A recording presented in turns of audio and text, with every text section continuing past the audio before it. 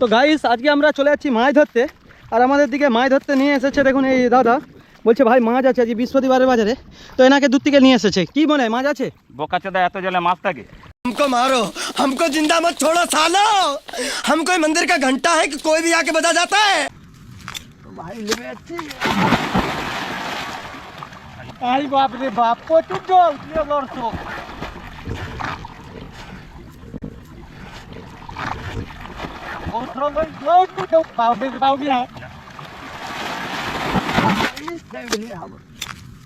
তো বন্ধুরা চাষাবাদের একটু আপনারা ভিডিওটা দেখে নিন।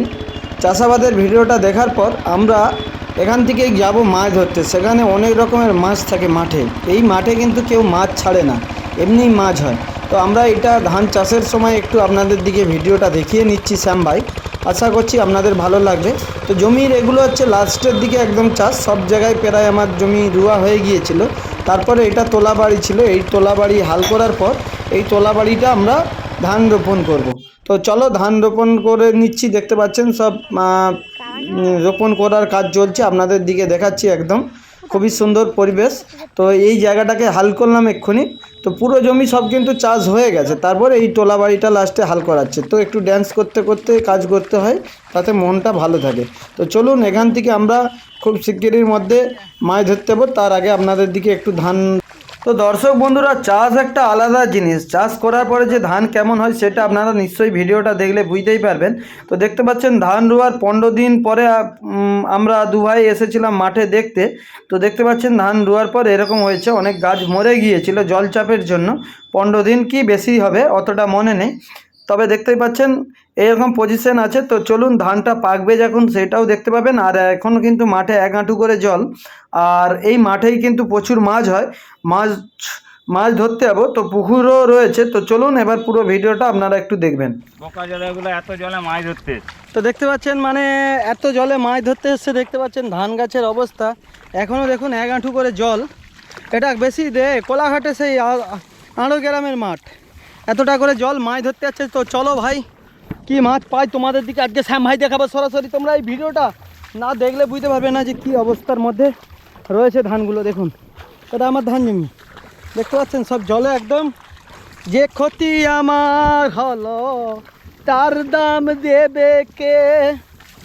তো অনেকে জিজ্ঞাসা করে যে শ্যাম ভাই তুমি এত আনন্দতে থাকো কি করে।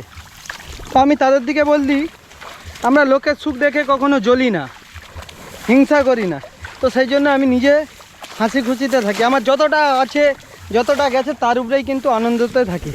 তো দেখতে পাচ্ছেন ধানগুলোর পজিশন খুব খারাপ। তো ইনি নিয়ে এসেছে মাছ ধরতে। মাছ পাওয়া যাবে তো? আশা কম, হ্যাঁ আশা কম। তো দেখতে পাচ্ছেন লাঠি ছুরি ছাঙাড়া নিয়ে একদম বেরিয়েছে মাছ ধরতে। ভাই তোমরা ধারণা করতে পারবে না, আর মাছ ধরতে হবে সেই গাছের গোড়ায়। তো চলো তোমাদের দিকে দেখাই। দেখতে পাচ্ছেন চারধারে যা মাঠে ধান দেখতে পাচ্ছেন আপনারা, আর লোক চাষ করবে বলে মনে হয়নি। আপনার কি মনে হয়? চাষ করলে এই প্রত্যেক বছর লসটা খেয়ে নেবে, আর মানুষ চাষ করবে না ভয়। তো আজ চাষ করা উচিত নয় আমাদের, বিশেষ করে এই কোলাঘাটের আশেপাশে, কেন এখন খাল ফাল কাটানো নিয়ে সরকারের কোনো ব্যবস্থা নেই। তো দেখতে পাচ্ছেন 1 হাঁটু করে জল এখনও। আর মাঠের ধানগুলো দেখতে পাচ্ছ ভাই কিভাবে ধানগুলো সুন্দরভাবে হয়েছিল। দেখলে শুধু তোমাদের চোখ দিয়ে জল বেরিয়ে যাবে যে এখনও এত জল বেরায়নি। তো খালে প্রচুর জল। তো আমরা ভাবছিলাম মাঠ শুকিয়ে গেছে হয়তো মাছ ধরতে পারবো, কিন্তু এখানে এসে ভাই দেখতে পাচ্ছি দেখুন শুধু ধান গাছগুলো কীভাবে সব শুয়েছে। আপনারা ধারণা করতে পারবেন, ভিডিওটা দেখলেই বুঝতে পারবেন কীভাবে এবছরের বাজারে যে ধানগুলো দাঁড়িয়ে থাকে মালিফোর কিংবা আদার্স কিছু, সব কিন্তু একই অবস্থায় পজিশন পড়ে রয়েছে। দেখতে পাচ্ছেন আপনারা, ধারণা করতে পারবেন না ভিডিও দেখলে। তো ভাই আমরা চলে এসেছি একদম পুকুরে, দেখতে পাচ্ছেন একদম মাঠের মিডিলে পুকুর।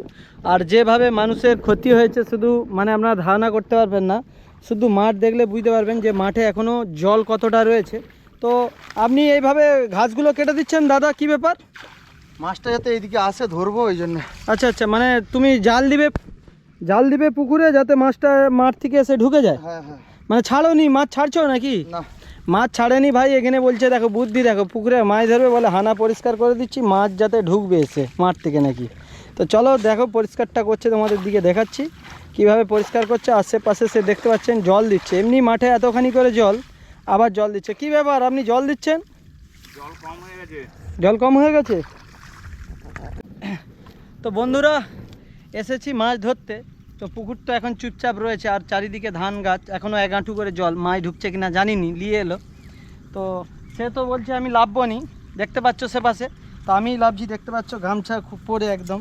তো তোমাদের দিকে দেখাচ্ছি, দেখো কি মাছ আছে ভাই, দেখো প্যাঞ্জামাটা খুলছি, একটু দেখাও ক্যামেরাটা দিয়ে। তো ভাই নেমে যাচ্ছি, আই বাপ রে বাপ, প্রচুর জল প্রিয় দর্শক,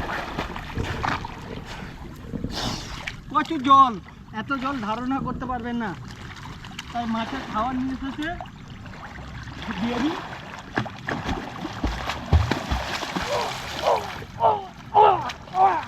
আর একটু মিডিলে হলো না, ঠিকই আছে।